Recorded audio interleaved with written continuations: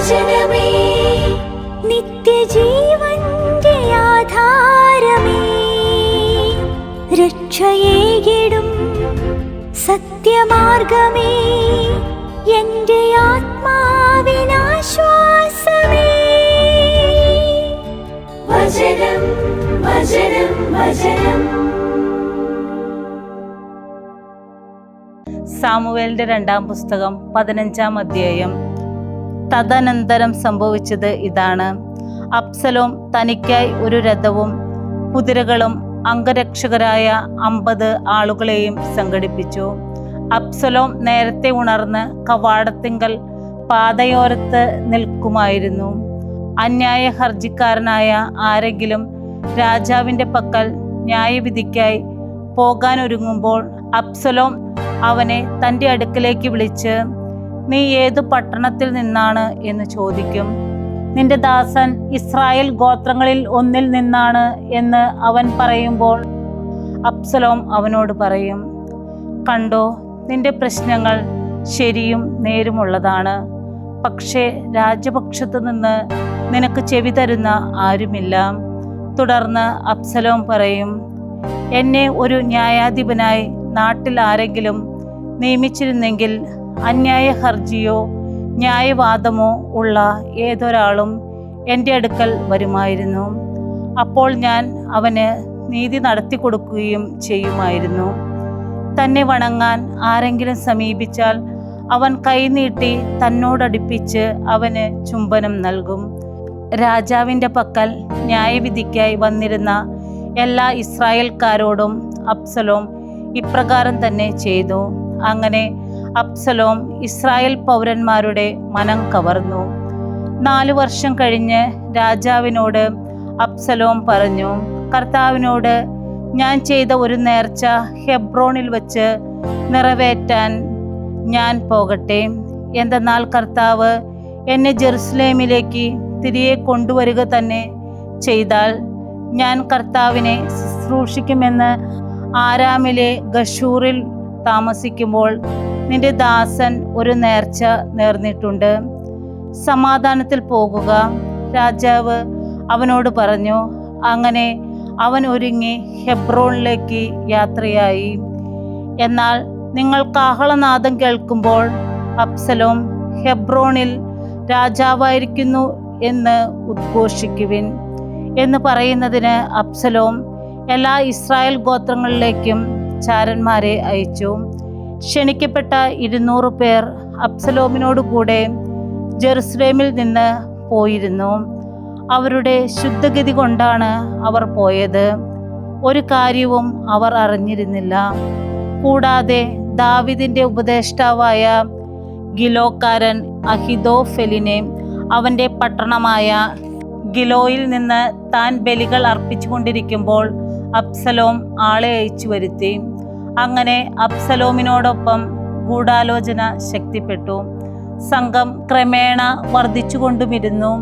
Israel പൗരന്റെ മനസ്സ് അബ്സലോമിന് പിന്നാലെ ആയിരിക്കുന്നു എന്ന് പറഞ്ഞുകൊണ്ട് ഒരു സന്ദേശവാഹകൻ ദാവീദിന്റെ പക്കൽ വന്നു. അപ്പോൾ തന്നോടൊപ്പം ജെറുസലേമിലുള്ള എല്ലാ ദാസന്മാരോടും ദാവീദ് പറഞ്ഞു, എഴുന്നേൽക്കുവിൻ, നമുക്ക് പലായനം ചെയ്യാം. അല്ലെങ്കിൽ അബ്സലോമിന്റെ മുമ്പിൽ നിന്ന് നമുക്ക് രക്ഷപ്പെടൽ ഉണ്ടാവുകയില്ല. അവൻ വേഗം കൂട്ടി നമുക്ക് ഒപ്പം എത്തുകയും നമ്മുടെ മേൽ നാശം വിതച്ച് നഗരം വാൾത്തലയ്ക്ക് ഇരയാക്കുകയും ചെയ്യാതിരിക്കേണ്ടതിന് യാത്രയ്ക്ക് തിടുക്കം കൂട്ടുവിൻ. രാജസേവകന്മാർ രാജാവിനോട് പറഞ്ഞു, എൻ്റെ യജമാനായ രാജാവ് തീരുമാനിക്കുന്ന എന്തിനും നിന്റെ ദാസന്മാർ തയ്യാർ. അങ്ങനെ രാജാവും അവൻ്റെ പിന്നാലെ കുടുംബം മുഴുവനും പുറപ്പെട്ടു. രാജാവ് 10 ഉപപത്നിമാരെ വീട്ടുകാവലിന് മാറ്റി നിർത്തി. രാജാവും അവൻ്റെ പിന്നാലെ ജനം മുഴുവനും പുറപ്പെട്ട് ദൂരെയുള്ള ഒരു പാർപ്പിടത്തിൽ ചെന്നു നിന്നു. അവൻ്റെ ദാസന്മാരെല്ലാം അവൻ്റെ വശം ചേർന്ന് കടന്നുപോയി. ഓരോ കെറേത്തുകാരനും പെലോത്തുകാരനും ഗത്തിൽ നിന്ന് അവൻ്റെ പിന്നാലെ വന്ന 600 ഗത്തുകാരെല്ലാവരും രാജാവിൻ്റെ മുമ്പിലൂടെ കടന്നുപോയി. എന്നാൽ ഗത്തുകാരനായ ഇത്തായിയോട് രാജാവ് പറഞ്ഞു, നീയും ഞങ്ങളോടൊപ്പം പോരുന്നതെന്തിന്? തിരിച്ചു ചെന്ന് രാജാവിനോടൊപ്പം താമസിച്ചു കൊള്ളുക. നീ വിദേശിയാണല്ലോ, നിന്റെ സ്ഥലത്ത് നിന്ന് കുടിയേറി വന്നവനുമാണല്ലോ. നീ ഇന്നലെ വന്നവനാണെന്നിരിക്കെ ഇന്ന് ഞങ്ങളോടൊപ്പം യാത്ര ചെയ്ത് അലയാൻ ഞാൻ നിനക്ക് ഇടയാക്കുകയോ? ഞാനാകട്ടെ എത്തുന്ന ഇടത്തേക്ക് പോകുകയാണ്. നീ തിരിച്ചു പോകുക, നിന്റെ സഹോദരന്മാരെയും തിരികെ കൊണ്ടുപോകുക. കൃപയും സത്യവും നിന്നോടുകൂടെ. ഇത്തായി രാജാവിനോട് മറുപടിയായി പറഞ്ഞു, ജീവിക്കുന്ന കർത്താവാണേ, എൻ്റെ യജമാനായ രാജാവിൻ്റെ ജീവനാണേ. എൻ്റെ യജമാനായ രാജാവ് ഏത് സ്ഥലത്തായിരിക്കുന്നുവോ, മരണത്തിനാകട്ടെ ജീവനാകട്ടെ, അവിടെ തീർച്ചയായും അങ്ങയുടെ ദാസൻ ഉണ്ടായിരിക്കും. മുന്നോട്ട് പോന്നോളൂ. ദാവീദ് ഇത്തായിയോട് പറഞ്ഞു. അങ്ങനെ ഗത്തുകാരനായ ഇത്തായിയും അവനോട് കൂടെ ഉണ്ടായിരുന്ന സകല ആളുകളും സകല കുട്ടികളും കടന്നുപോയി. നാടാകെ ഉച്ചസ്വരത്തിൽ കരയുകയും ജനം മുഴുവൻ മുന്നോട്ട് പോവുകയും ചെയ്തപ്പോൾ രാജാവ് കിദ്രോൻ താഴ്വരയിലൂടെ കടന്നു. പാതയിലൂടെയാണ് ജനം മുഴുവൻ മരുഭൂമി പിന്നിട്ടത്.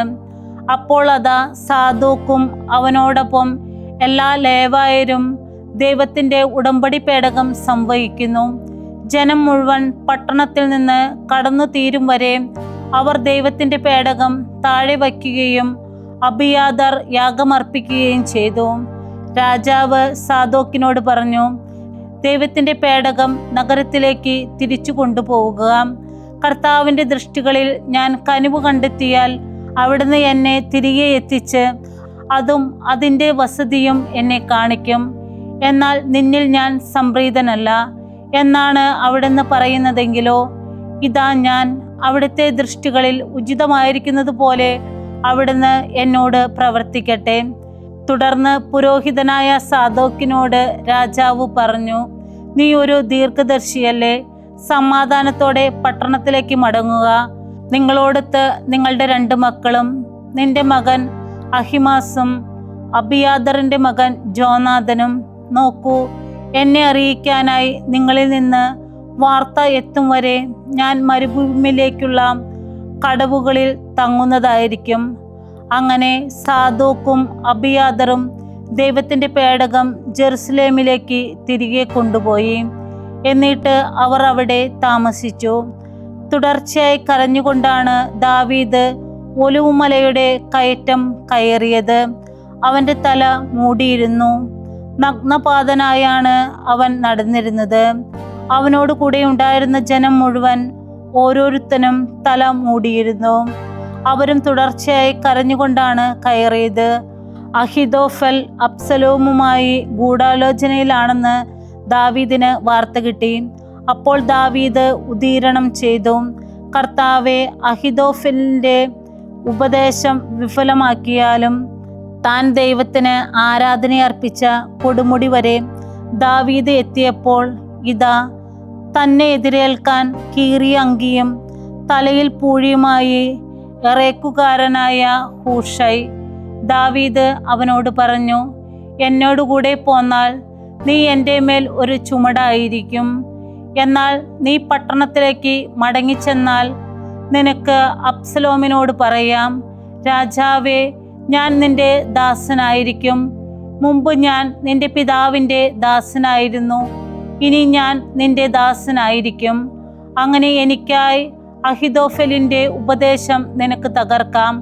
അവിടെ നിന്നോടുകൂടെ പുരോഹിതന്മാരായ സാദോക്കും അബിയാദറും ഇല്ലേ? രാജാവിൻ്റെ ഭവനത്തിൽ നിന്ന് നീ കേൾക്കാനിടയാകുന്ന കാര്യമെല്ലാം പുരോഹിതന്മാരായ സാദോക്കിനോടും അബിയാദറിനോടും നീ വിവരിക്കണം. ഇതാ അവിടെ അവരോടൊപ്പം അവരുടെ 2 മക്കൾ സാദോക്കിൻ്റെ അഹിമാസും അബിയാദറിൻ്റെ ജോനാഥനുമുണ്ട്. നിങ്ങൾ കേൾക്കുന്ന എല്ലാ വാർത്തയും അവർ വഴി എനിക്ക് കൊടുത്തയക്കണം. അങ്ങനെ ദാവീദിന്റെ സുഹൃത്തായ ഹൂഷൈ പട്ടണത്തിലെത്തി. അബ്സലോമും ജെറുസലേമിലേക്ക് പ്രവേശിച്ചു. സാമുവേലിന്റെ 2-ാം പുസ്തകം 16-ാം അധ്യായം.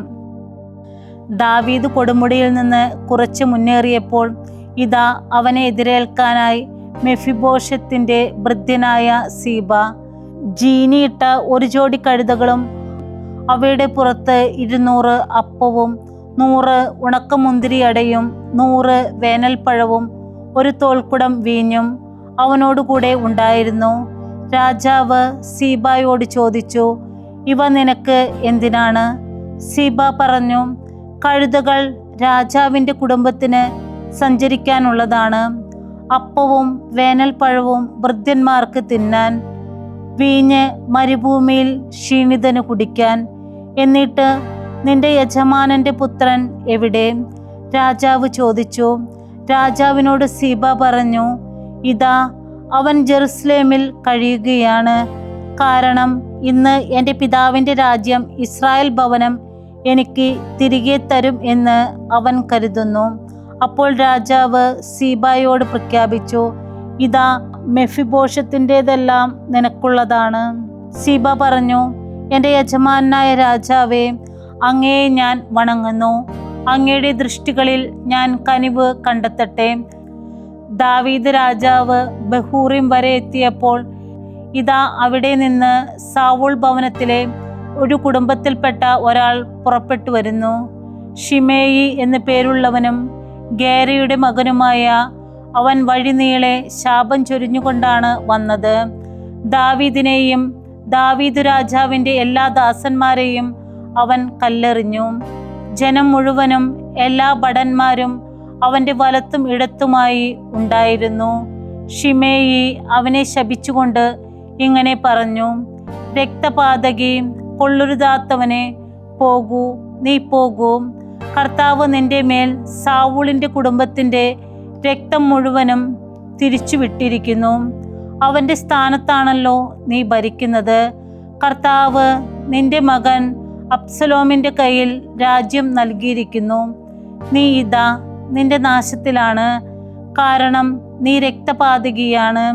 അപ്പോൾ സെരൂയയുടെ മകൻ അബിഷായ് രാജാവിനോട് ചോദിച്ചു, എന്തിനാണ് ഈ ചത്ത പട്ടി എൻ്റെ യജമാനായ രാജാവിനെ ശപിക്കുന്നത്?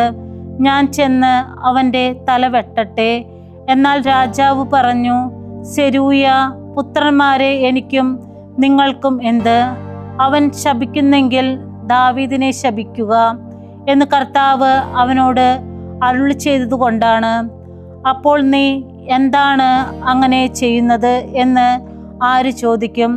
ദാവീദ് അബിഷായിയോടും തൻ്റെ എല്ലാ ദാസന്മാരോടും പറഞ്ഞു, ഇതാ എൻ്റെ ഉള്ളിൽ നിന്ന് പുറത്തു വന്ന എൻ്റെ മകൻ എൻ്റെ ജീവൻ തേടുന്നു. പിന്നെയാണോ ഈ ബെഞ്ചമിന്യൻ? അവനെ വെറുതെ വിട്ടേക്കോ, അവൻ ശപിക്കട്ടെ.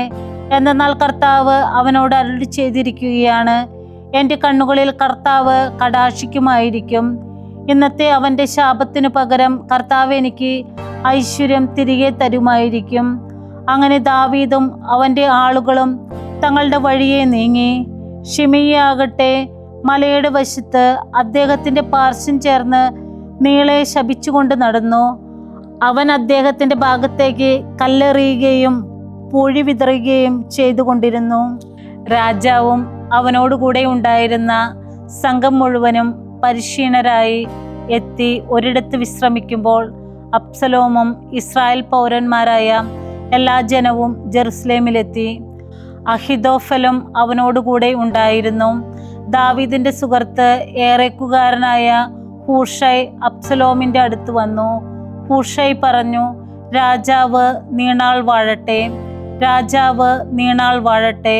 അബ്സലോം ഹൂഷയോട് ചോദിച്ചു, ഇതാണ് നിന്റെ സുഹൃത്തിനോടുള്ള നിന്റെ കൂറ്, നിന്റെ സുഹൃത്തിനോടൊത്ത് നീ പോകാഞ്ഞതെന്ത്? ഹൂഷൈ അബ്സലോമിനോട് പറഞ്ഞു, തീർച്ചയായുമില്ല. കർത്താവും ഈ ജനവും മുഴുവൻ ഇസ്രായേൽ പൗരന്മാരും ആരെയാണോ തിരഞ്ഞെടുത്തിട്ടുള്ളത് അവന് അനുകൂലമായിരിക്കും ഞാൻ അവനോടൊപ്പം വസിക്കും. ആർക്കാണ് ഞാൻ രണ്ടാമതായി സേവ ചെയ്യേണ്ടത്? അവൻ്റെ പുത്രൻ്റെ മുമ്പിലല്ലേ? നിന്റെ പിതാവിൻ്റെ മുമ്പിൽ ഞാൻ സേവിച്ചതെങ്ങനെയോ അങ്ങനെ തന്നെയായിരിക്കും ഞാൻ നിന്റെ മുമ്പിലും. അപ്പോൾ അബ്സലോം അഹിതോഫെലിനോട് പറഞ്ഞു, നമ്മൾ എന്തു ചെയ്യണം? നിങ്ങളുടെ ഉപദേശം തരിക. അഹിതോഫൽ അബ്സലോമിനോട് പറഞ്ഞു, വീട്ടുകാവലിന് നിന്റെ പിതാവ് സ്വസ്ഥമായി വിട്ട അവൻ്റെ ഉപപത്നിമാരെ പ്രാപിക്കുക. അങ്ങനെ നിന്റെ പിതാവിനെ സംബന്ധിച്ച് നീ വെറുക്കപ്പെട്ടവനായെന്ന് ഇസ്രായേൽ മുഴുവൻ കേൾക്കും. അപ്പോൾ നിന്നോടുകൂടെയുള്ള സകലരുടെയും കരങ്ങൾ ബലപ്പെടും. അവർ അബ്സലോമിനു വേണ്ടി മട്ടുപ്പാവിൽ ഒരു കൂടാരം വിരിച്ചു. ഇസ്രായേൽ മുഴുവൻ കാണുകെ അബ്സലോം തൻ്റെ പിതാവിൻ്റെ ഉപനാരികളെ പ്രാപിച്ചു. അഹിതോഫൽ നൽകിയ ഉപദേശം അക്കാലത്ത് ഒരുവൻ ദൈവവചനത്തിലൂടെ ആരായുന്നത് പോലെയായിരുന്നു. ദാവീദിനാകട്ടെ അബ്സലോമിനാകട്ടെ അഹിതോഫലിൻ്റെ ഓരോ ഉപദേശവും അങ്ങനെയായിരുന്നു. ജ്ഞാനത്തിൻ്റെ പുസ്തകം 17-ാം അധ്യായം. അങ്ങയുടെ വിധികൾ മഹത്വവും അവർണ്യവുമാണ്. അതിലൂടെ ശിക്ഷണം ലഭിക്കാതിരുന്ന ആളുകൾ വഴിതെറ്റിപ്പോയി. ഒരു വിശുദ്ധ ജനത്തെ തങ്ങളുടെ പിടിയിലമർത്താമെന്ന് കരുതിയ അധർമ്മികൾ തന്നെ അന്ധകാരത്തിൻ്റെ അടിമകളും നീണ്ട രാത്രിയുടെ കൂരക്കീഴിൽ അടയ്ക്കപ്പെട്ട തടവുകാരും ആയിത്തീർന്നു. അവർ നിത്യപരിപാലനത്തിൽ നിന്ന് പുറന്തള്ളപ്പെട്ടവരായി.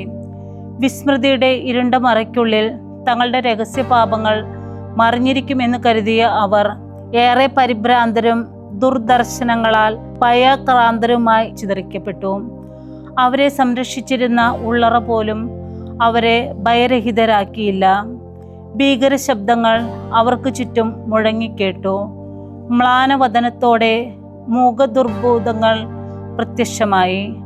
അഗ്നിയുടെ ജ്വലനത്തിന് പ്രകാശം പകരാൻ സാധിച്ചില്ല. നക്ഷത്രങ്ങളുടെ ദീപ്തരശ്മികൾ പോലും ആ വെറുക്കപ്പെട്ട രാത്രിയെ പ്രകാശിപ്പിക്കാൻ പോരുന്നതായിരുന്നില്ല. സ്വയം ജ്വലിച്ചതും ഭീകരതാഭരിതവുമായ ഒരു അഗ്നി എന്നിയെ മറ്റൊന്നും അവരുടെ മേൽ പ്രകാശിച്ചിരുന്നില്ല. ഏറെ ഭയചകിതരായ അവർ കണ്ട വസ്തുക്കൾ തങ്ങൾക്ക് അദൃശ്യമായതിനേക്കാൾ ഭീകരമാണെന്ന് അവർക്ക് തോന്നി. അവരുടെ മാന്ത്രിക വിദ്യയുടെ വ്യാമോഹങ്ങൾ നിലംപരിശാക്കപ്പെട്ടു.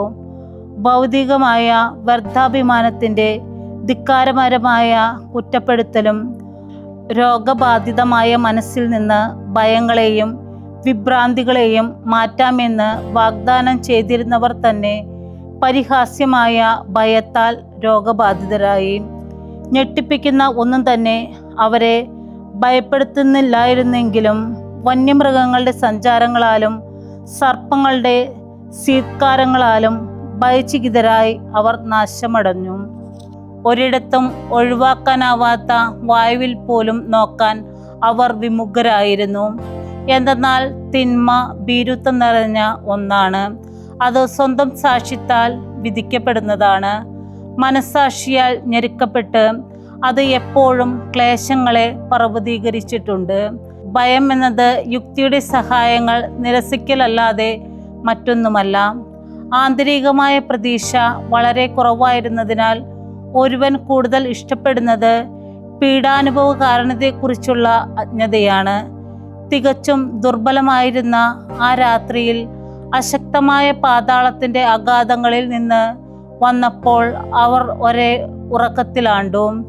ചിലപ്പോൾ അവർ സംക്രമ കാരണങ്ങളാൽ മായാരൂപ വസ്തുക്കളാൽ സംഭീതരായി. മറ്റു ചിലപ്പോൾ മനമിടിഞ്ഞ് അവർ മരവിച്ചുപോയി. എന്തെന്നാൽ ക്ഷിപ്രവും അപ്രതീക്ഷിതവുമായ ഭയം അവരുടെ മേൽ ചൊരിയപ്പെട്ടു.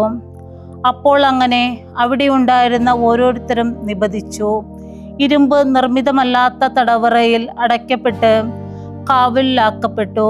കർഷകനോ ഇടയനോ മരുഭൂമിയിൽ കഠിന ജോലി ചെയ്യുന്ന തൊഴിലാളികളോ ആരുമാകട്ടെ, അവർ നനച്ചിരിക്കാതെ പിടിക്കപ്പെടുകയും അനിവാര്യമായ ദുരവസ്ഥയിലാവുകയും ചെയ്തു. എന്തെന്നാൽ എല്ലാവരും ഒരേ അന്ധകാരത്തിൻ്റെ ശൃംഖലയാൽ ബന്ധിതരായി. കാറ്റിൻ്റെ ചൂളം വിളിയോ പന്തലിച്ച വൃക്ഷത്തിലെ പക്ഷികളുടെ കളകൂഞ്ചനമോ കുത്തിയൊഴുകുന്ന ജലത്തിൻ്റെ താളമോ ഉരുളുന്ന പാറകളുടെ പരുക്കൻ ശബ്ദമോ കുതിച്ചു ചാടുന്ന മൃഗങ്ങളുടെ അദൃശ്യമായ ഓട്ടമോ അലറുന്ന ഹിംസ്ര ജന്തുക്കളുടെ സ്വരമോ പർവ്വത ഗുഹയിൽ നിന്നുള്ള മാറ്റൊലിയോ എന്തും അവരെ ഭയം കൊണ്ട് സ്തംഭരാക്കി. ലോകം മുഴുവൻ ഉജ്ജ്വല തേജസ്സിനാൽ പ്രകാശിതമാവുകയും നിർവിഘ്നം ജോലികളിൽ ഏർപ്പെടുകയും ചെയ്തപ്പോൾ അവരെ ഗ്രസിക്കാനിരുന്ന തമസിൻ്റെ പ്രതീകമായ ആ കനത്ത രാത്രി അവരുടെ മേൽ മാത്രം വ്യാപിച്ചിരുന്നു. എന്നാൽ അവർ തന്നെ തമസിനേക്കാൾ കനമുള്ളവരായിരുന്നു. വിശുദ്ധ യോഹന്നാൻ എഴുതിയ സുവിശേഷം 6-ാം അധ്യായം 1 മുതൽ 15 വരെയുള്ള തിരുവചനങ്ങൾ. ഇതിനുശേഷം യേശു തിബേരിയസ് എന്ന് വിളിക്കപ്പെടുന്ന ഗലീലി കടലിന്റെ മറുകരയിലേക്ക് പോയി. വലിയ ജനക്കൂട്ടം അവനെ അനുഗമിച്ചു. കാരണം രോഗികളിൽ അവൻ പ്രവർത്തിച്ച അടയാളങ്ങൾ അവർ കണ്ടിരുന്നു. യേശു മലയിലേക്ക് കയറി ശിഷ്യന്മാരോട് കൂടെ അവിടെയിരുന്നു. യഹൂദരുടെ പെസഹ തിരുനാൾ അടുത്തിരുന്നു. യേശു കണ്ണുകൾ ഉയർത്തി ഒരു വലിയ ജനക്കൂട്ടം തൻ്റെ അടുത്തേക്ക് വരുന്നത് കണ്ട് ഫിലിപ്പോസിനോട് ചോദിച്ചു, ഇവർക്ക് ഭക്ഷിക്കാൻ നാം എവിടെ നിന്ന് അപ്പം വാങ്ങും? അവനെ പരീക്ഷിക്കാനാണ് യേശു ഇങ്ങനെ ചോദിച്ചത്. കാരണം എന്തു ചെയ്യാൻ പോകുന്നു എന്ന് യേശു അറിഞ്ഞിരുന്നു. ഫിലിപ്പോസ് മറുപടി പറഞ്ഞു, ഓരോരുത്തർക്കും അല്പം വീതം ലഭിക്കാൻ 200 ധനാറയ്ക്കുള്ള അപ്പം പോലും തികയുകയില്ല. ശിഷ്യന്മാരിൽ ഒരുവനും ശിമയോൻ പത്രോസിന്റെ സഹോദരനുമായ അന്ത്രയോസ് അവനോട് പറഞ്ഞു, 5 ബാർലി അപ്പവും 2 മീനും കൈവശമുള്ള ഒരു കുട്ടി ഇവിടെയുണ്ട്. എന്നാൽ ഇത്രയും പേർക്ക് അതെന്തുണ്ട്? യേശു പറഞ്ഞു, ആളുകളെ ഭക്ഷണത്തിനിരുത്തുവിൻ. ആ സ്ഥലത്ത് ധാരാളം പുല്ലുണ്ടായിരുന്നു. 5000-ഓളം പുരുഷന്മാർ അവിടെ പന്തിയിലിരുന്നു. അനന്തരം യേശു അപ്പമെടുത്ത് കൃതജ്ഞതാ സ്തോത്രം ചെയ്ത് അവർക്ക് പങ്കിട്ടു കൊടുത്തു. അതുപോലെ തന്നെ മീനും വേണ്ടുവോളം നൽകി. അവർ ഭക്ഷിച്ചു തൃപ്തരായപ്പോൾ അവൻ ശിഷ്യന്മാരോട് പറഞ്ഞു, ഒന്നും നഷ്ടപ്പെടാതെ മിച്ചമുള്ള കഷ്ണങ്ങളെല്ലാം ശേഖരിക്കുവിൻ. 5 ബാർലി അപ്പത്തിൽ നിന്ന് ഭക്ഷിച്ച ശേഷം മിച്ചം വന്ന കഷ്ണങ്ങൾ 12 കുട്ട നിറയെ അവർ ശേഖരിച്ചു. അവൻ പ്രവർത്തിച്ച അടയാളം കണ്ട ആളുകൾ പറഞ്ഞു, ലോകത്തിലേക്ക് വരാനിരുന്ന പ്രവാചകൻ സത്യമായും ഇവനാണ്. അവർ വന്ന് തന്നെ രാജാവാക്കാൻ വേണ്ടി ബലമായി പിടിച്ചുകൊണ്ടു പോകാൻ ഭാവിക്കുന്നു എന്ന് മനസ്സിലാക്കിയ യേശു തനിയെ വീണ്ടും മലമുകളിലേക്ക് മാറി. ദൈവവചനമേ, നിത്യജീവന്റെ ആധാരമേ, രക്ഷയേകിടും സത്യമാർഗമേ, എന്റെ ആത്മാവിനാശ്വാസം.